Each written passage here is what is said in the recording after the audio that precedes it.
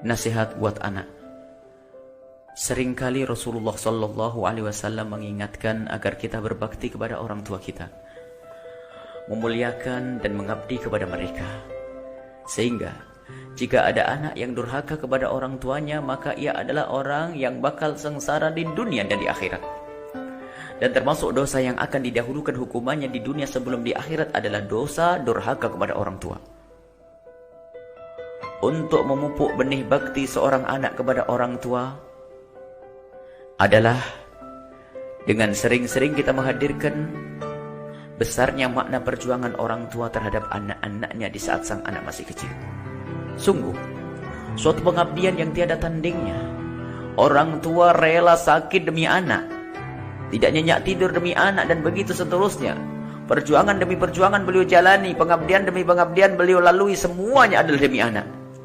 Akan tetapi kadang seorang anak terbawa dalam kelalaian akan semua yang telah diperjuangkan oleh orang tua, sehingga ada seorang anak membentak orang tuanya, atau bahkan dengan mudah memukul orang tuanya, atau menyakiti hati orang tuanya dengan lidah dan tingkah lakunya. Yang ingin melihat manusia celaka di dunia dan di akhirat, cukuplah melihat seorang anak yang durhaka kepada orang tuanya. Durhaka kepada orang tua kadang teramat halus sehingga tidak dirasa oleh seorang anak, akan tetapi ternyata seorang anak sudah berada pada hakikat kedurhakaan. Seorang anak yang menghindar dari beban biaya rumah sakit untuk orang tuanya yang ditanggung oleh saudara-saudaranya, di saat pembayaran biaya rumah sakit pura-pura tidak tahu lalu menjauh untuk sementara dari keluarganya dengan berbagai alasan. Namun sebenarnya hanya ingin menghindar dari beban biaya pengobatan orang tuanya. Sungguh Allah Maha tahu apa yang ada di hati sang anak durhaka ini. Sadarilah bahwa jika kita sakit, seorang tua akan mengorbankan semua yang dimilikinya demi kesehatan kita.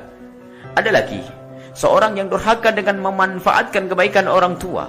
Orang tuanya memang mencintainya dan berjuang untuknya, menyekolahkannya hingga sang anak bisa berhasil dan mendapatkan pekerjaan yang nyaman, bersih dengan gaji tinggi. Sementara orang tuanya tetap tidak berubah sebagai seorang petani yang kulitnya di samping semakin hitam terbakar matahari, juga semakin berkeriput dimakan usia.